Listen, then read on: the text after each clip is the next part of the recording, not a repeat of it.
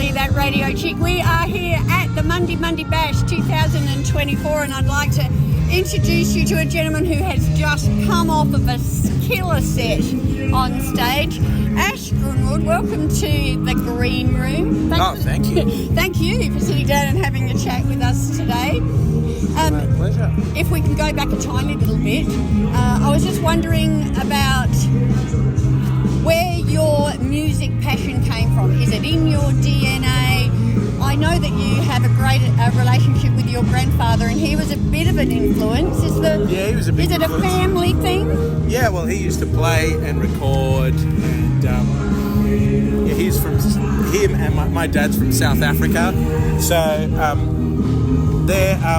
now it sounds like it sounds like a racist word. They call the middle meat in the sandwich in South Africa, in Cape Town, Cape coloured, especially in apartheid. They're coloured people, but it's just like black American kind of people is an easier way to say it, from South Africa. So I guess the way my family looked made me, I don't know, I identified with bluesy things and bluesy music, and my granddad did teach me, but he didn't play that bluesy. But I played bass for him and recorded with him, and he taught me a lot. So it did feel like it was in my DNA, and it just felt very natural to play bluesy kind of music, and I wasn't doing it for any ambition of, I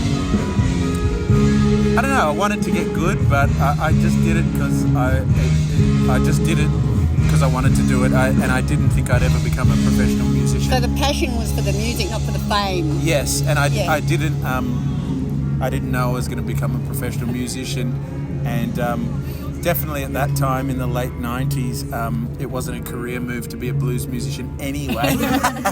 And so I never thought I'd be on anything really. And then the Roots movement came along, and before I knew it, I was getting played on Triple J and all this kind of stuff. And I just hopped on board and had a ball. Good on you. And what about siblings, Ash? Have you got any brothers or sisters? I'm the oldest of 5, and so I've got 2 brothers who are really good guitarists. They don't play professionally, but they're really good. They're probably better than me. And my sister doesn't really do a lot on music, but she works in my management team. Handy. But we're just more of my family was more of a sporting kind of family, actually, but so music felt like something different for me to go off and do. Yeah. Now, I've noted, everyone can probably hear, that's Richard Clapton on stage in the background. Yeah. I noticed that your tour dates are selling out fast, all over the place. You're going everywhere, man. Yeah. It's been ever since COVID. I've stopped playing overseas, and I'm focusing on all of the nooks and crannies, and I don't want to have a good gig in Australia that I could do and pull a lot of people to and enjoy that and leave it undone. You know, like when you go overseas, you're playing all these different territories and it's great, but like, is there a gig that's a really good gig in Australia that you missed that year? You know, that's what I'm thinking, and I've taken that approach since COVID, and it's been working really, really well. So, well, congratulations! It's a really cool, thank you. Well done. Cool era. I'm a Bash virgin. Oh yeah. This is my first one. Have you played here before? Yeah. Yeah. Yep.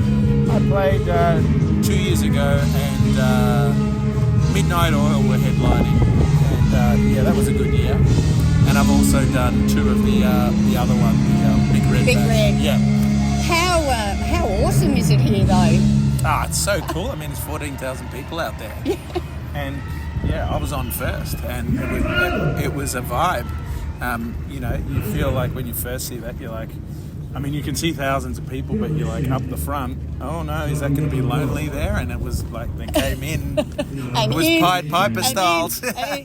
Well, we've been here for 5 days, so. Oh, you got a good sample. Yeah, and probably last day, or getting towards the end, it probably gets a bit much. You get festivaled out a little bit, but that's good. That's the fatigue you want. Yeah. So do you camp, or are you flying in and flying out? I insist on No, I'm not. I was going to believe you. I tell you what I did do. The first Big Red Bash, I drove there with my kids and my dog. Oh. I drove for 3 days and we took a little 70s. Luckily, I had a huge van, but we took a caravan, and it was one of those 70s wind-up ones, and it broke on the first day. So we all slept together in the van. It was me and my 2 daughters, and then my wife was across the seat in front of us, and the dog inside the van because the caravan wouldn't open. So we drove for 3 days, got there, and then did my set, and then turned around and left. Aww. And then we almost ran out of petrol in the outback. That was a crazy adventure. But yeah, what an adventure. It's a good story to tell. Yeah, that's it. And that's what I love, as long as you don't have to tell your 10-year-old, look, I know we could die here, but we're going to have to walk for 100 But k's. at least we'll die together. And are the children musical, your girls? They are very musical, but they waste their talent a lot. But we're sort of just leaving them, They'll do what you know, they'll do. I still tell them, and it's very true, they're way better than I was at singing at the same age. So they're still ahead of where I was, and I ended up becoming a professional musician. Yeah. So they can do it if they want. Yeah. Well, I was going to ask you if for the listeners who perhaps don't know your music very well, or perhaps at all, how would you describe your genre and your music? Is bluesy? It's bluesy and Ish? it's bluesy-ish. Sometimes it gets sometimes I literally just grab a National Steel and play a Delta blues song. Yeah. So sometimes it is blues, but often it's just bluesy, and almost like I don't really love the term blues rock because it has a lot of connotations and it's different to the music that I make, but it does get rocky and kind of heavy at times. But at the moment, and for much of my career, it's been a one-man band sound, so it has that 4-on-the-floor kick sometimes, and it's kind of music to party to in a way. But and then there's this whole other element of it that's storytelling, and that's a different part of the show. So what they can get now is a new single, yeah? Life Without You? Yes, well, that's out on Spotify, and if everybody listening to this and everybody else in Australia downloads that, I'll be able to afford a coffee and probably maybe a mint slice and a croissant from that. Probably the best way people can support me is turn up to the Gov when I come there. I don't know the date, sorry, you got to look it up. And Aldinga, the first one sold out, and the second one will probably sell out, so maybe just... Yep, excellent. Get onto the Googleometer and get your tickets early. Us Adelaideans are famous for leaving our ticket buying too late, so get on the Googleometer and get them now before it will sell out. They're selling out all over the place. That's what I love when you are doing really well and you are selling out, because you can be like, hurry while stocks last, and then you can be ha ha ha, I told you, because normally if you say something like that, you just hope for like this. Somebody, hopefully they buy. No, but this time, it's so good because, the Gov, I think it's in about 3 months, and we've already sold 200 tickets, so I think it will sell out. Yeah, and we love the Gov, our the Gov. Adelaideans. Yes. So what is on your playlist then? So if you're in your car and no kids and you can listen to whatever you want, what do you like to listen to?